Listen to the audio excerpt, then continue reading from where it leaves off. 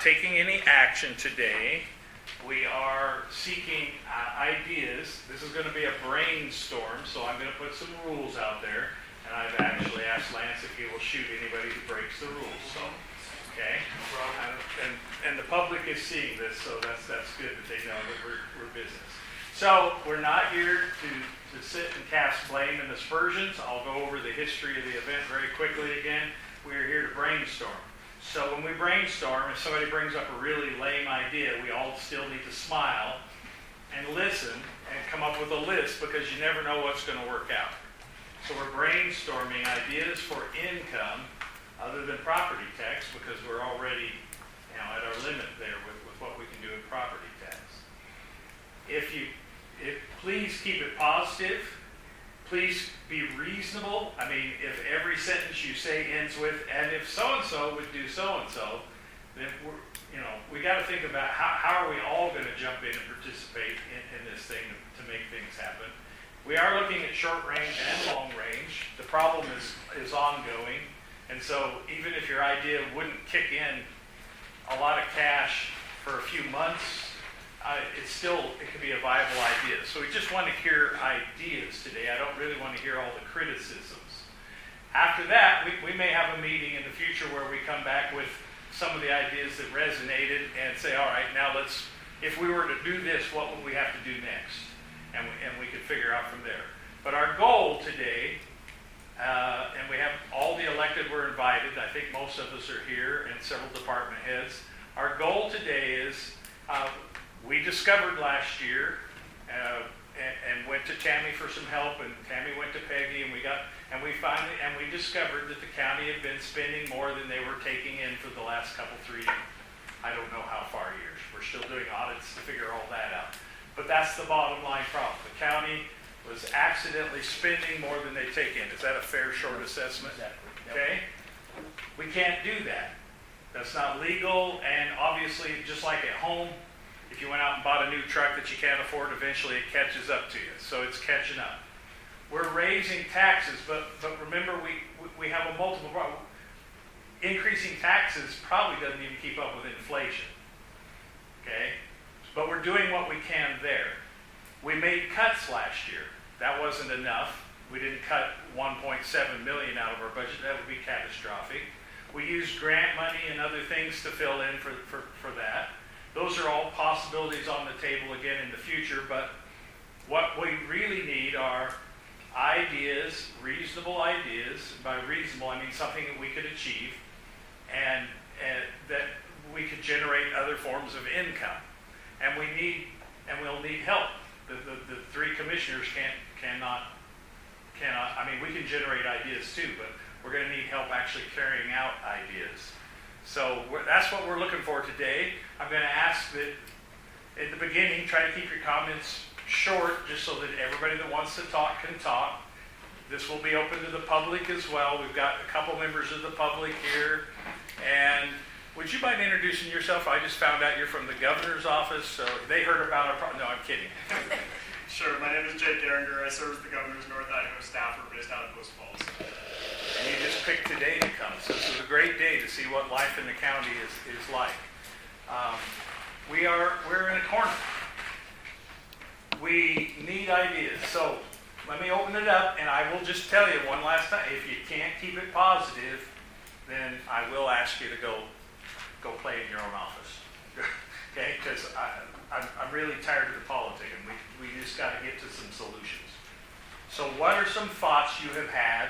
Some of you brought them up already before, and I wish I had a whiteboard and we'd start writing them down, but Sydney's taking notes. My goal is we'll glean from those, and then we'll come back, we'll generate a list, send it out, and start to work on which ideas could happen the fastest or the easiest, or, let's start to prioritize. Yes, ma'am. I got a lot. Okay, well, keep it brief in the beginning, but yeah. So obviously solid waste department has their solid waste on taxes, and we also have the quarterlies that the businesses pay to us. We could up our solid waste on the taxes. We could up the quarterly fees instead of $7.50. Was it $7.50 a cubic yard? Thank you. We can up that too. probably be going up every year because of our Republic Services. Taking it over to Missoula, our fee goes up to 4% every year. So for us to kind of like stay in with it, we could always up it. Right, some. because to raise fees, we gotta be able to demonstrate we're covering costs, Yes. not just, we're not trying to make a profit. No. We can add user fees, like we have tons of furniture coming in that's taking up a lot of space in the trailers. We're making extra runs to Missoula because of these so-called generated garbage from the house, and it's not generated garbage, it's furniture. So that, it could be that, and we also have an incident where a gentleman was coming in with a dump trailer losing drywall, and it got called in. And I know other solid waste departments have a uncovered load fee of like $25 if they come in with it uncovered. Something to think about. Okay, Obviously the river properties, assessor's office and us, we do like a half a year for them instead of a full year, because they're only using it for half a year. That would be an extra generated every year on that. We have a ton of Airbnbs lately. Maybe start thinking about doing some kind of a quarterly for them. We have a few. do they not pay what, the same as a business? No. No, they don't even, they just pay their solid waste on their taxes. Okay. We have a few Montana people who come in monthly, and they were asking to get stickers if we were to do like a sticker for a Montana resident, up to so much a month for them. We could do that and just charge them for the sticker and keep it at a certain like tonnage per month for them. Let me ask, do we charge for out-of-county folks? Yes, we do. They have to go across the scale no matter what. And then we also have a lot of apartments and RV parks who want stickers, and that could be another, they could pay for a sticker. Okay. And then, So, like going back to the furniture and mattresses, at one point a few years ago, they were charging for those, and then that got pulled off of our fee schedule. You know, so asking to put that back on shouldn't be all that much, but you know, and we can keep the charge down low on that, $5 a piece or something. You know, and that would generate quite a bit. And then also the unsecured loads, we did find that in a resolution from quite a few years ago, but it was never enforced. You know, so really getting that onto our fee schedule should be relatively easy also. You know, and like she was saying, Kootenai County charges for it, Montana charges for it, Washington charges for it. You know, I mean, it's not only a revenue, but it's also a safety issue. You know, I mean, it's the amount of loads that we see running around here with no straps, no nothing, stuff hanging out the back. It's scary. Good point. We do have a resolution already, We did find one. so we can implement that at any Yeah. time. I'd have to go back and find it again. Yeah. One of the things is what we want the public to understand is that $87 just pays for their trash to go to the dump service in Montana. So really, they're not getting a fee for trash they're bringing on. They're just paying for it to leave the transfer station. So that's why we're looking at, you know, other fees, because there is a cost to it. You know, that $87 is not paying for everything. Correct. So I think, you know, they need to understand that. You know, with fuel going up and everything else going up, you know, that has to go up as well. I got a question for you guys on the window stickers. So I've had the same window sticker since 2021. And It's embarrassing, but okay. yeah, That's our fault. yeah. So just, no one's checked my window sticker obviously, and It's been an issue. It's been an issue. It's been an we've issue, worked on it. and we've been trying to crack. so I just assume, oh, maybe I don't need a new one or what, like, I don't know. it's not so That's, much. that is a very. I don't go there all the time, but once a month or, Yeah. you know, so, and have that same sticker, so just, Oh, I don't know if that's a. It's an issue. Yeah. If It's that an is, issue, because anytime, potentially you're losing money there by yeah, those not being checked. Yeah. anytime You I absolutely are. worked in the scale house, I deal with that a lot. People are like, well, I don't ever get asked for it. Well, sorry, when I'm working, I am. Yeah. That's just how it is. I make them fill out a form right then and there, and I tell them, you'll get your sticker, you That's what happened pay in it. 2021. Yeah. But someone caught me that was like, you need your sticker. And then, yeah, probably was you. But then it's never been checked again since then. Yeah, unfortunately, that is an issue that we've been trying to deal with, and, you know, it'll go good for a little while, and then it gets dropped off again, you know, and then we got to, you know, and I it's, think if you sell it to your team, is the fact that we need this money. that's exactly what we have been We're losing doing money. for Your business. a little bit now. And, you know, lately it has been getting a little bit better, but it is something that we're working on. So, be a stickler for stickers. Yeah. Yeah. Okay. That would be one that would be obvious we could do without implementing any change. Yeah. Yeah, and there's a lot too, when I do the sticker forms, there's a lot of bare land people with no dwellings on it who add the solid waste to their property. And also, all the new bills coming in, they come in to get a sticker, and that's money generated right there too. Okay. Hey, other thoughts, non-solid waste. Anybody else with a, I've got a thought. I mean, you'll have to excuse my naivete with this topic, and I definitely am not speaking for Mr. Allen, but it impacts him too. So with the changes that we're looking at, with, you know, potential pay freezes, potential reduction in force, I'm just kind of looking at worst case scenario. You know, being in law enforcement and going through this before, I know everybody gets tired of me talking about it, but I've seen the impacts of how this impacts the law enforcement within the community and how the crime trends change and how difficult it is to find quality law enforcement. Is there any, and this is where I'm very naive when it comes to this topic because I don't know much about it, is there any possible way that we could let the public decide as to what quality of law enforcement and prosecution they want based on maybe a public safety levy or something to that effect, where we could levy money that would go to prosecution and law enforcement so that we could stay, you know, prevent Shoshone from coming in Portland, Oregon or San Francisco, maintain our current status of law enforcement. You know, we're not asking for, you know, to be paid like Kootenai County or anything like that. We're just asking for to be able to maintain our staff that we have now and not lose them. You know, they're 8-year veterans that are invaluable. Is that an idea that we could look into? I mean, the public in the end would decide whether that's something. it is they an want to do. idea, and we definitely could look into it. I don't have the legal knowledge to know if we can. Peggy, do you have any idea, or Mr. Prosecutor? An override An override?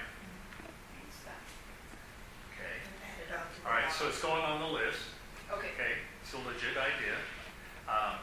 We're taxing again, but, I mean, no matter what we do, whether it's fees or taxes, it's coming. I mean, we're basically saying, county, if we don't do something, services have to start dropping. And although I do hear a lot of people complain about taxes, I don't get too many people saying we have too many services. So you know, something's gonna give. Well, it's just an idea based on the heavy burden that public safety, our cost is a huge burden on the county, you know, because we can't really, you know, stay competitive in the market as far as personnel goes and to be able to stay within the crime trends. You know, there's a certain quality that we have to retain and it's not cheap, but if we could find a way to kind of supplement that, it would be very helpful. And I would say crime is the burden on the county, not you. Yeah, it is definitely a responsibility. Now, in the sheriff's department, can you guys generate revenue off tickets? Like, you know, say, like, where was it Moons Pass, right before Moons Pass? You know, there's a lot of people speeding through there. I mean, can you do like speed traps? I mean, does that generate any revenue or is it not worth? Captain, you want to take that one? So here's the thing. For example, somebody's in the past have gotten in huge trouble for doing things like ticket quotes, right? Because you can't be doing that.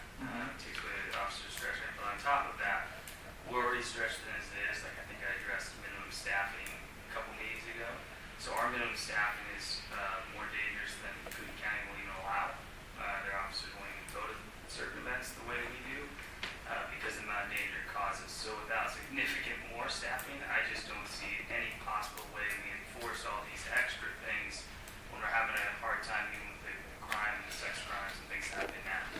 So to answer your question, it'd be very minimal once you take in the court costs and the speed trap. The speed ticket is $90.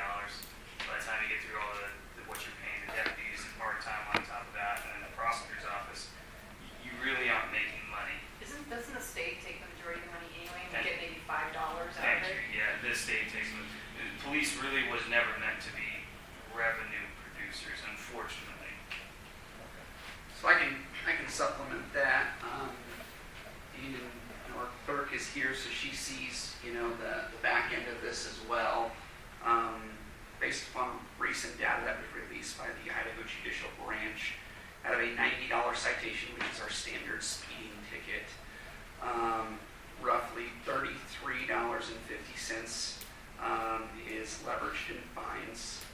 $10 of it is an emergency surcharge. $10 of it goes to a court technology fund. $5 of it is what comes back to the county justice fund.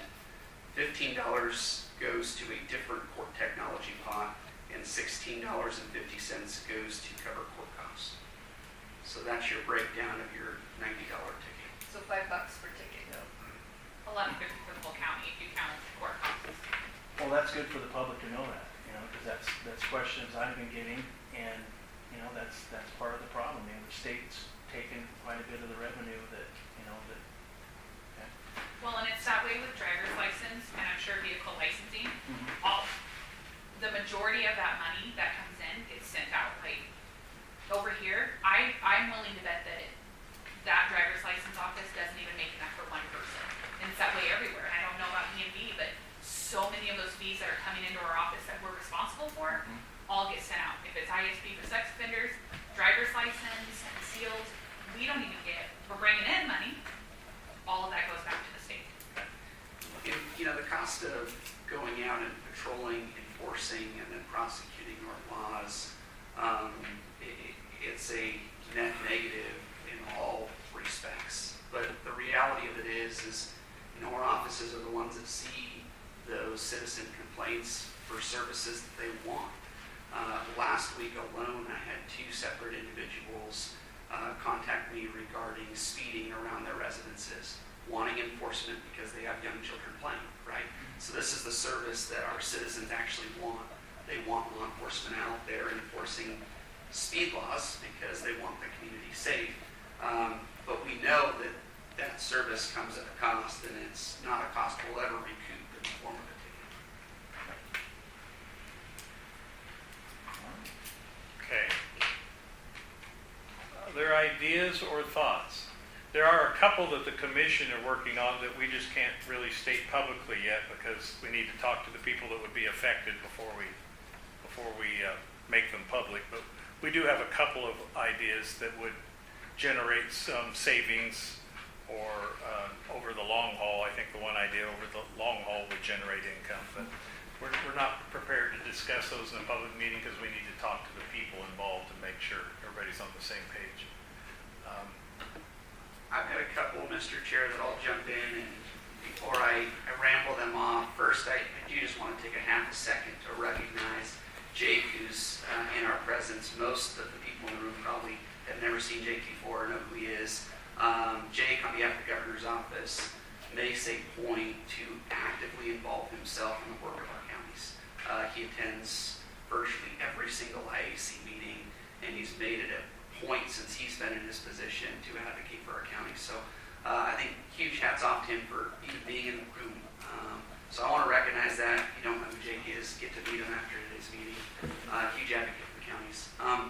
With that said, I think that on this spectrum of how do we help solve the issue of in the county budget, I think that there are maybe big concept, long-term ideas that are going to take a lot of work on the front end, are going to be most likely a revenue burden before they're a revenue benefit in the end, and they're the type of tasks to be undertaken where we're not looking at a 1-year projection. We've got to be looking at a 15 or 20-year projection. I know think, is going to jump in and pitch one to you. I'm not going to steal his thunder. Let him have that one. Another one that I'll just circle back and bring up because I was personally involved in it under our last sheriff. I had an opportunity to sit in and see the schematics and the long-term projections of what a new detention facility would provide. Improving our infrastructure so that way the environment is more conducive to people wanting to come work for Shoshone County instead of stuffing them in a building that's dilapidated, has its own appeal. When you look at the potential numbers for the contracts that were being proposed, both at the state and federal level for potential housing of inmates, when we talk about a long-term plan, the 20-year plan on that was absolutely a cost benefit to the county. And so, when we look at that, all of the work has already been done once. It's just a matter of drumming that up, going out, getting the community support and pitching it. One of the issues that I know was brought up at the time that former Sheriff Gunderson was out campaigning for that pitch was, we already do have staffing issues, which is a reality. And one of his mottos that he pitched on the campaign trail was, if we build it, they'll come. And I believe it. I believe they will. And so I think that's something, if we're looking at long-term projections, we'd have to bite the bullet for you. But if we're saying where are we going to be 20 years from now, that's something that may help solve at least a portion of the problem. Shorter-term projections, I think every one of our offices probably can reevaluate what our office is doing and saying, here's a thought for something small. Here's a thought that might, turn a few $1,000s. One of the ideas that was previously pitched that my office was asked to do the research, the legal drafting, and the proposal for was a dog licensing ordinance. We've done all the work. It's ready to go. The community supports it. A few $1,000 in the pot that will also help us to understand and regulate dogs running at lunch, right? So there's some of those small ideas that are minimal, but maybe some of those do add up and help chip away at it. One idea that some in the room are aware of, some may not be aware of, but my office has been working for about a year and a half now on a proposal to bring a new federal prosecutor to North Idaho. In fact, I spent almost all day Saturday and Sunday this weekend working on the foundational documents for that proposal. I've done a ton of heavy lifting trying to get it off the ground, and I actually think we're really close to having it off the ground.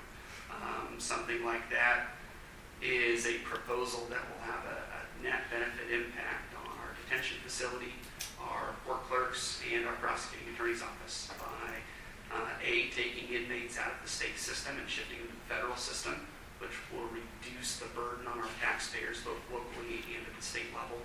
And then internally, it'll take a handful of cases out of our criminal justice system each year, which means less cases that our law enforcement is having to proceed forward with, less cases that our prosecutors having to prosecute, and less cases that the court clerks are having to handle coming through their office.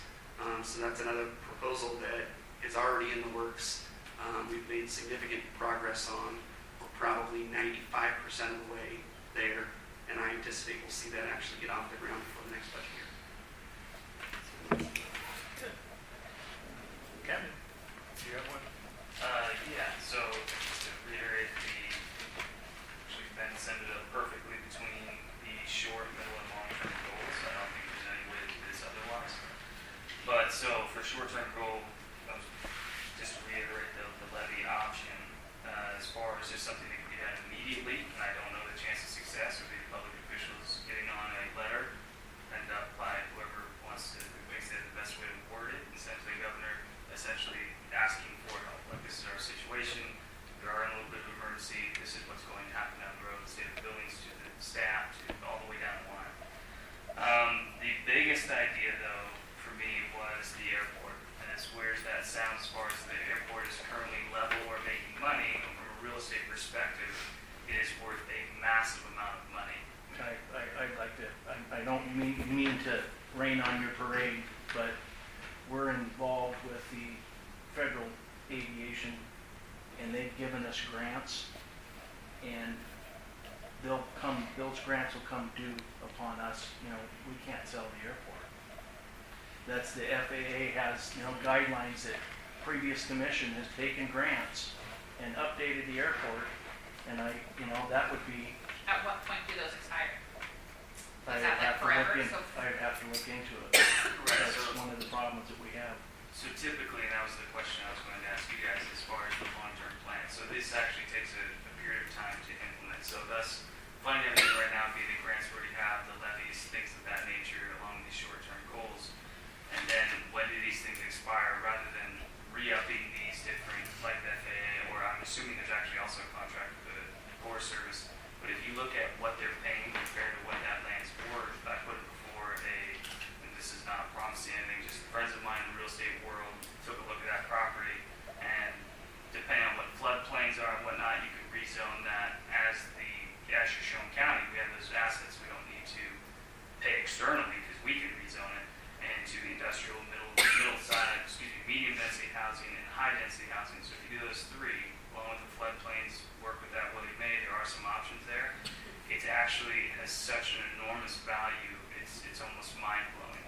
So if that was a 5-year plan to let those things expire, pay at a reasonable rate that people would have some hangers there, but it is servicing so few, it essentially could, by my estimation, solve the entirety of the problem long term, because then not only does it bring in a huge initial income for the land, you also negotiate with certain, or I'm just, not to make anyone mad, I'm picking a random business, but let's say you bring a Home Depot and negotiate with them on the short-term taxes and that type of thing, long-term revenue, now that pays the county. Same with the medium density housing, the high density housing.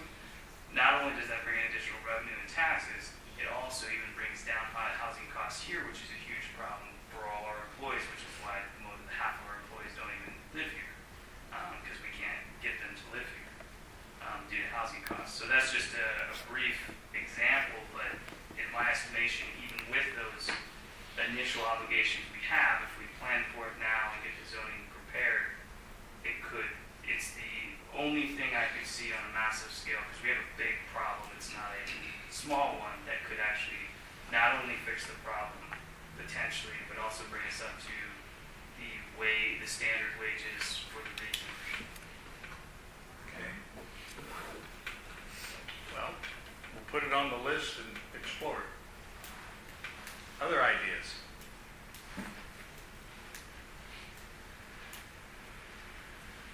Appreciate the thoughts that we're having here. Dan, is that a yes? Yeah, Jeff and I have talked a little bit about this, but can you guys maybe explain some of your conversations you may have had with state senators and legislature folks about state help with SRS funds, state help with other grants, that kind of discussions about increasing anything on the SRS funds or any of those funds we can get through the state? Well, Because the we are- SRS funds are basically federal funds. So we're not really, I don't think the state has much to do with that, so. But our state senators do. And so, Yeah. and so there's been conversations in your groups of people, I'm asking you been discussions along those lines, because, I always keep bringing up that we're a very large county, 72% owned by state and federal property. Another third of it is owned by big timber companies. So we just don't have the tax revenue or possibility of tax revenue to ask for help from the state and federal government. Doesn't seem like a stretch. We've certainly benefited in the past from the large industries like mining that pay the bill, but they don't do that anymore. And so I want to know if there's been conversations where that's an idea, is to start those or increase those conversations. But I think there's a real long-term solution there. Well, I know there's a push in Utah right now to try to get the PILT money to come up, because PILT is basically payment in lieu of taxes. And so they're doing something with the federal government there. I don't know how far that's got, to where they're paying the actual tax amount instead of the small portion that they are paying. But, I'm not sure where that's at this point. Take a look again. As far as local I've shared the concerns with local elected senators, reps. Nobody seems to have the energy or the appetite to, or knows where to start to move a ball. I mean, we're not the only county in this fix. We're just in an extra fix because of the the misappropriating that went on accidentally or otherwise. So we're in a bigger fix, but a lot of counties are suffering from the same regulations and rules. Somebody brought up the idea of sending the governor a letter. I don't know if it'd do any good, but I don't think it would hurt to explain. I think it would take input from multiple elected to make a logical, that we're stuck in a system that can't even keep up with inflation. And we cut the fat last year. There wasn't a lot of fat to cut then. So cutting is just, like that's why we're here today, to look for other ideas on what we can do, but besides cutting.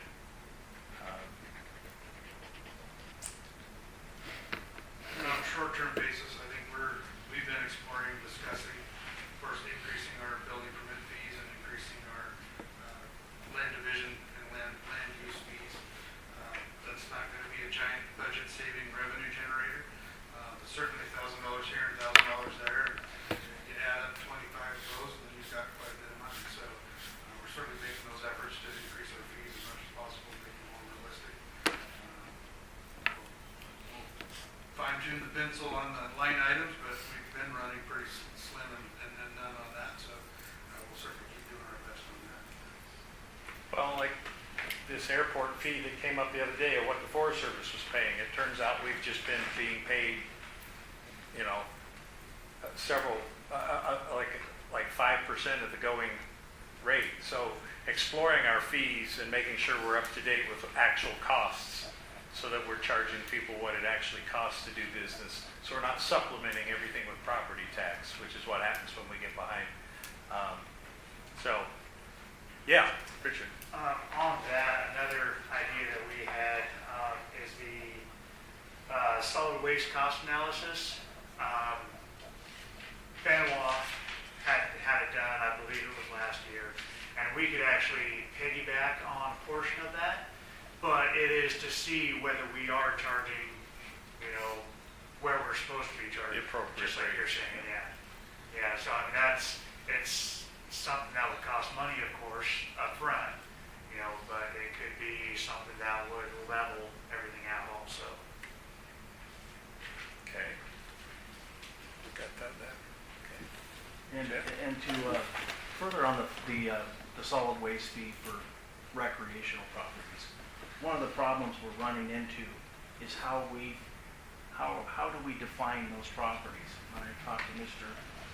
Martinson about that, and I'm trying to get a hold of Benoit County does it, but that's one of the problems we have is, maybe Jerry's office, do you have ideas on how to, define those properties, and, do you have a way that we can find that they're recreational properties and are being used, and is there anything in your office that we can segregate those properties Well, out? you have to identify it first. When the appraisers are out in the field, they could identify those out in a 5-year cycle. But the information they collected before has been gone ignored. So they feel, why should they be collecting this information if nobody's using it? A perfect example of that is people that are building without permits. Again, I give you guys those pages and pages and pages of structures that were built without permits. And even structures built without permits, aren't you assessing those anyway? Well, So we if they put don't them on have, tax if they don't roll. have permits, then you don't assess them? Once we find it, a lot of them are out there, I'll guarantee you 4 or 5 years. Once they know we've been there, Mm-hmm. then they start building shortly after we leave, and they did not on the tax rolls for 5 years. Why get a building permit? Because if you catch me without one, okay, who cares? There's no enforcement, there's no deterrent, so those structures are, it goes from a deck up to cabins. Could have been put on tax rolls when they were occupied. And there's houses out there that I know are occupied, but we don't have an occupancy. So they don't get an occupancy, and we don't know they're occupied until we stumble upon them. So they're not on the tax rolls until we find them. Mm-hmm. So then they go on the tax rolls. So much with the recreational properties, as they're around, they can identify those. But most of those are on St. Joe and North Fork and Coeur d'Alene, and those are the two areas we just finished. They won't be visiting them for 30 years. So as the appraisers are there, they can identify it. You can pull up your GIS along the river at least and identify a lot of those. I don't have staff that can sit and do that. We're short-staffed the way it is. But you can, and especially if we have decent imagery, you know, we can pull that up and say, yep, there's a camper sitting there. Yep, there's a tent sitting there. And, you know, that's recreational property and they're using it as such. I mean, these people that are come from Kootenai County and Washington and stuff are laughing at us because we're supplying them dumpsters free of charge. They're bringing their household garbage and dumping it in those on their way up camping. And then they're taking all their trash that came from Costco and everywhere else and dumping them in the dumpsters up there and saying, thank you, Shoshone County. We appreciate your taxpayers giving us free dumpsters. So that's where we're at. I mean, and they can be identified. So. Well, so you say you have them all identified? You can. No, we could as we're out visiting. I mean, we assess them, but we don't identify them as recreational lots. We don't know who's, and we don't care who's paying solid waste. That's not our job is to enforce that. So, Well, I think if we all helped each other out in the county, that's what we, if you guys see something, like you did with the list last year. I mean, I think that was a good idea that, that we know that those errors are out there so that we can all work together and try to so fix it. Commissioners, what happened to that list? Actually, Mr. Martinson's working on those lists right now. And he doesn't have the staff to, Right. so we're in the makings of doing some changes that may, we may have that licked next year. We'll just have to see. That's one of the things that we're Yeah. working on that we aren't prepared to share. That's right. So that's until you get some enforcement of some type, whether it's a fine or something like that. If I built a structure on my river property now and I don't get a permit, is there a deterrent for that? Dan, if I built a Yes, deck, absolutely, yes. so what is it? Then I have to buy a permit? Yeah. So I'll take my chances. First thing I have to do is go buy a permit. Don't they have to pay double? There's up to a double fee for the permit, so an average permit for a house is $2,500. We might be able to charge up to that amount. How many do you For a house. had last year? Up 10, 15, that we worked on from your list, so. And out of that list, we found numerous that didn't need permits, that weren't permittable requirements. So you made a list that's inaccurate, but we are working through it. And we are using our forces to do code enforcement. You use words like never and none, and then that's just not true, it never has been. Certainly there is a deterrent. This community has always had a forgiveness versus permission mentality, and we've done what we could with the resources we have. Could we do more? Yep, so could everybody in this room. And so we're working through some efforts and working through some processes to increase that. I got a question on these properties that we have, RV parks. Are they being assessed as property, or are they being assessed as business? How do we assess those? Well, actual and functional. What was it? Actual and functional. Uh-huh. So it's being used in an RV park. We assess it in an RV park. So do they, do we, because an RV park, you can have, 50 spaces, and if they're getting $1,000 a month, so do we just value off the land, or do we value off the business? Is that, I don't know how the assessments work, Basically, you do the land and then the improvements to the land. and that's all we get? We wouldn't get anything off of, because if it's like a business that's making $50,000 a month or something like that, and then over the year, do you assess it as what the business is worth or what the land's worth? It's The basically land and the Okay. improvements. the improvements. You can't tax the what the business, yeah, okay.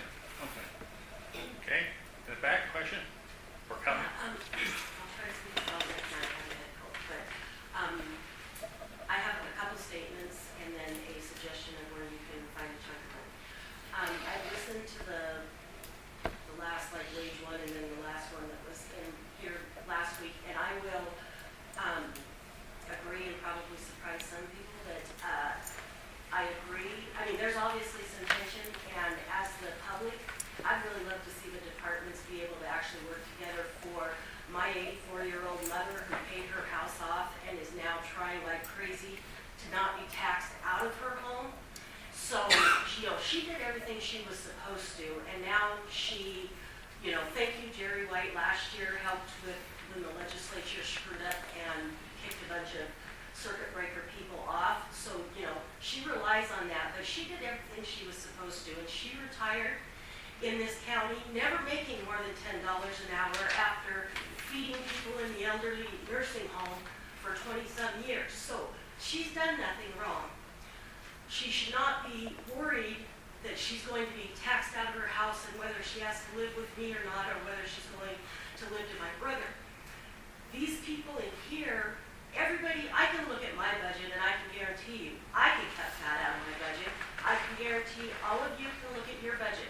Whether it's a $5 speeding ticket, that's all that we get.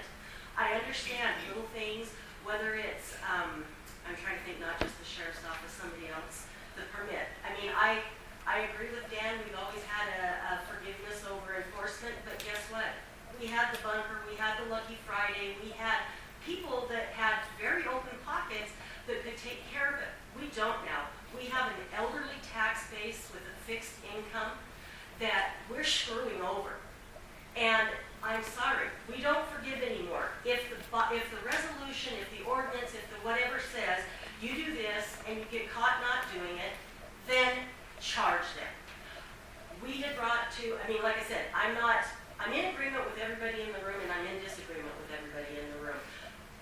Personally, have brought information to the assessor's office on a home exemption issue. And the answer that we got was, well, it's hard to catch them when they're up there because they were taking a home exemption in 2 spots. Went to the building department and, so-and-so's living here and that. Well, it's hard to go out and catch them and that. We need to figure out what needs to be done for enforcement. We need to figure out what little things need to be done. I sit on, up Burke Road where speeding dump trucks go up our road constantly. It's a state highway. I understand it's Highway 4. We don't have a problem having the cop cars out on I-90, so why we can't be up Highway 4, I don't know. Start getting those dump trucks with some stuff. If we can't afford to have a DMV that is open all the time, maybe we go to once, because I can tell you, I've been licensed online for I don't know how many back years. So maybe we don't, that's a service that Shoshone County doesn't need to provide anymore. I think Bonner gave theirs up. And if we can't at least break even on it, paying wages and what has to be done with it on the money we get, then maybe it's a service we can't afford to pay anymore. My mom can't afford to go to the gym, so she goes twice a week to the senior exercise class that she pays $1 a time to go, because that's where she can go to keep herself physical and able to stay in her home. The last thing that I'll say is, years and years ago, well, no, 9 years ago, probably 13 years ago, we've been plowing Grace Bridge Road, which happened to be not a county road, it was Hecla Mining Company's road. Plowed it for years and years and years until it was brought to the attention to stop putting county funds on it. That was shortly after replacing a bridge that at that time, I think even up to 5 years ago, was valued at $750,000. The taxpayers and some grants put that money in to put this lovely, beautiful bridge to one house so that a road could be plowed and a bridge that was not county's. And now you have probably the biggest and deepest pockets in this valley beyond Dave Smith's, beyond the mining companies. You have the Coeur d'Alene Trust, who just sits on their nest egg from the mining companies and lives off of its benefit, of its interest. They've been using it for, my husband for the past 6 years has asked the commissioners, why don't you go talk to the trust and make them buy that bridge from you? It's a county's bridge, county's abutments, and there's a chunk of money. And nobody, including you guys, it's been brought up in your time frame, it was mostly the last BOCC. Nobody wants to go make the trust upset. We don't want to, ticket the trust that's sending trucks up to the repository. I don't know, the trust provides employment for 6 months out of the year, if that, and then they go on to unemployment. So if they've got a deep pocket and they've got a piece of county property, an asset that's worth $750,000, make them buy it, because they're not gonna wanna, they may say, go ahead and take your bridge, and maybe there's somewhere else that it can be used in the county to replace some other bridge that's being done. But that's been sitting there, like I said, for 13 years, and the trust and/or Hecla Mining Company has been using it for that length of time at no cost to the taxpayers, and I don't think they're paying a lot of taxes to our county. Okay. Thank you. I want to add to that.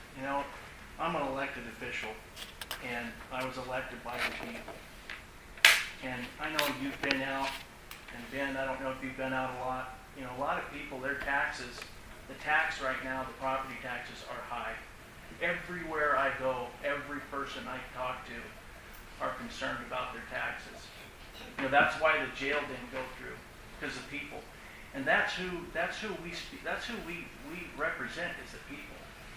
And that's one of the problems we have, is we represent the people of this county, and you work for the people of this county. And so really the problem is they're feeling like they're getting taxed out. And we've got to find other revenues. Raising taxes obviously is affecting a lot of people. There's a lot of people that are retired. They can't afford their home. Any more taxes on their home, they're going to be out. I know a couple guys that way, older couples that are, how many years do I have left before I have to sell my home because I can't live here because of my taxes? Social Security doesn't go up. Retirement doesn't even go up. Your Percy won't go up with inflation that's happening right now and taxes. So we really need to look at other ways to generate income instead of raising taxes and putting more of the burden on the people. And I talked to, is it Jake? Yeah. And so I'm going to talk, afterwards, I'm going to speak with Jake, see if we can do something else with the state, like maybe get an RV sticker or, things like that. We need to look at other ways of revenue instead of taxing our own public, because they're not going to go for it. We can put these levies up all we want. They're the ones that vote. It's not me, it's not you. We're the small fish in the pool. They're the boss. And really, we've got to look at other ways, because raising taxes is hurting a lot of folks. And and just like, if you want, you can get things on the ballot. I don't know if you can get it on the ballot this year about the levy. But, looking at what's going on, even in Coeur d'Alene, they're shooting the levies down. People are tired of taxes. And, we've got to think outside that box. Well, and Jeff, I think I'll speak on behalf of the majority of my colleagues here, and I think all of us would absolutely agree that we hope there's other solutions out there besides taxes, right? The majority of us in the room own homes and property here in the valley. We, see those taxes. I've seen my taxes. They're going up. In fact, this morning in my office alone, we started today having a conversation about our property taxes and, the realities of what those mean. Jokingly, I threw a bone to Jerry and at least thanked him that my property tax valuation isn't as high as my actual market value is, because I could certainly sell my home for a lot more than he's assessing it for. But the reality of it is, I think we all share that same sentiment. The tough part for at least a good majority of us in the room, and I'll use law enforcement as an example, because I think they probably deal face-to-face with the public maybe more than any of our other officers. The officers that are out on patrol, they're constantly interacting all day long with individuals that are requesting a service from them. And the tough part is when the service is being requested, they're trying to provide the service, and it takes resources to provide the service. And that's what brings us back to this table and saying, how do we actually come up with the revenue to provide the service? Because the service is being demanded, right? And even offices that don't deal face-to-face with the public a ton, there still are services, even if, your role or job requires you to be in the back corner. I mean, something as simple as a public records request, right? That's a service that when the public provides it, they expect a response. They demand an answer. And so there's those services that we have to provide. Some of them are statutorily required.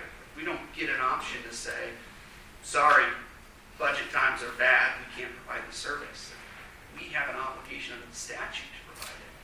And I think that when you don't have the budget that allows you to provide the service that's being demanded, it increases the stress level for the employees. And then you get people that just get burned out. They just leave public service. It's not worth the stress, it's not worth the headache, it's not worth, the demands, and I just go work somewhere else where I'm not under this stress and pressure to provide something that I can't provide. So I think that's the dilemma for sure. So, Commissioner, let me correct you. Social Security does go up. They do get a cost of living. The last 2 years, it Yes. went up well, but before that, it didn't. Now, and when you're out there talking to the public, you must remind them that that tax bill, only a portion of that is the county's. Yep, they know that, because No, the they- cities, They well, everybody forget- I they tell them, it's forget cities, that firemen. On that tax bill that we collect and distribute, you have cities, you have fire departments, you have school districts, library districts, all of those.